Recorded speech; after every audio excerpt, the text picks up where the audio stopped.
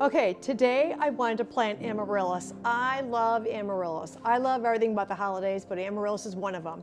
But I actually like it that I'm going to plant it now, and I will have it for January. So when I take down my Christmas decorations, I feel like my house is empty. I feel like I have to buy furniture, like I need another extra side chair or something. But I'm planning ahead this year, and I have this gorgeous container that's going to look fabulous in my foyer. It's just a metal container, nothing fancy. It does not have drainage, so I had to make some provisions for it. But Amaryllis right now is dormant, and so as soon as it gets water, it starts to activate the enzymes in the bulb, and then it starts to get it's like, oh, you're being watered, it's time to go. So I can see, right here you can see that I have a leaf node coming up already out of that. You want to make sure that your bulb is firm and not mushy. You don't want, like, where you can put your thumb into it, then that's a bad bulb. But I can tell I'm starting to get a little growth, and then here's a leaf here. Sometimes, if it's a flatter side of the bulb, that's where that first leaf will emerge, so they say. But you want to make sure that your roots aren't mushy or anything like that. Now, this doesn't have a lot of roots in it. And when you plant this bulb, you're not going to put the soil up to it. Otherwise, you're going to end up just rotting the crown of this. So your soil, you're actually only going to do about half on that. If you have a wax Amaryllis where they put wax over that, it's a little bit different ball game. It doesn't even have to be in the soil. You can also do this like in rock and water, where if you have a beautiful glass container. That one year I had a big glass jar or cylinder. I put 3 in there and I filled it with beautiful pebbles, and I put just a little bit of water.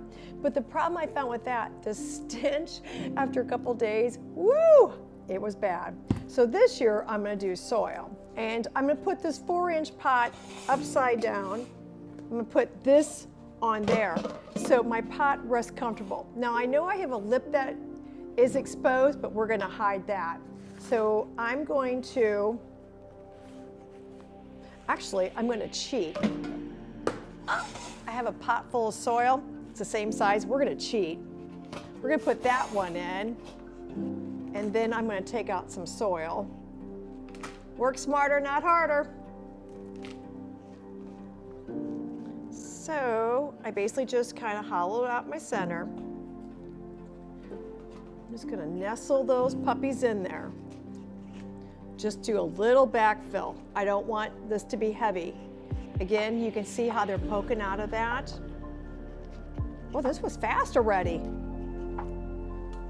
Okay, so next I'm going to put a little bit of this beautiful sheet moss around here, because I don't want my ugly edge to show. We don't want to see anything ugly. Just gonna form fit that on there.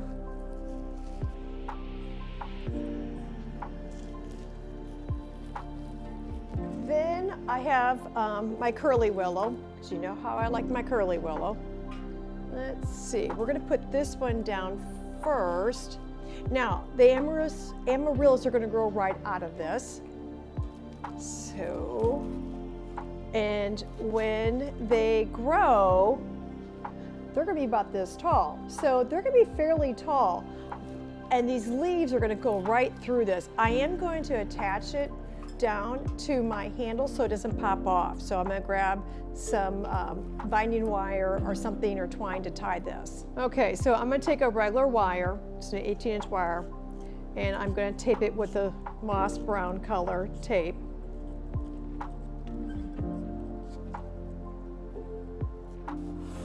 Then I'm going to go through some of this mechanics of this, and I'm going to tie it up in here then.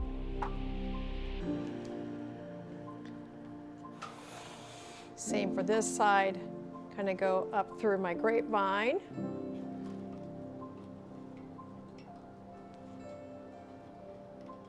And tie that in. I see I need a little bit more moss here to cover that handle. Okay, how cool is this already? So I won't have blooms for about 6 weeks. It takes 6 good weeks to get these big, beautiful blooms on here. But I'm gonna probably see some growth on my, you're gonna get a leaf first. I'll probably see that within a week or two, 10 days, 14 days. I will see a beautiful big leaf emerging already, which is great because I really don't want it until right around beginning of January. And today is the 5th of December. So I know a month to 5 weeks, it's gonna look really cool, and that's gonna be perfect timing. So after I get my Christmas stuff all down, boom, she's gonna go right in the foyer. I like having a little color in the foyer, especially for January when everything is so blah and whatever. So, okay, this was really easy. And the name of this Amaryllis is called Red Line. So it's a solid red bloom. They make lots of different beautiful ones, but we just have red this year, which is absolutely just fine with me. Amaryllis is very easy. Don't overwater them. It's probably about the biggest thing I can probably stress to you. Leave them run a little on the dry side, but they are going to need a little water, especially during the winter when you have your furnace on in the house. Things tend to dry out a little bit later. So, okay, so hopefully this will start growing, and we'll show you, maybe we'll do a quick video when it gets a little bit further along so you can see the progress. But it's one of my favorite things to have in the house in the winter months is that. And you can see that I'm wearing my White House apron.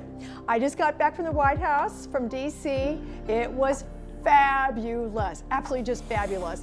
And we probably will make a video on it. I had the pleasure to do the 2 trees and the mantle in the Vermeil room. The Vermeil room has all the portraits of the First Lady. And I tell you what, it was so special to be working in there with all my First Ladies watching me. So we'll probably do a video of that. So stay tuned for that. So, okay, we'll talk to you soon.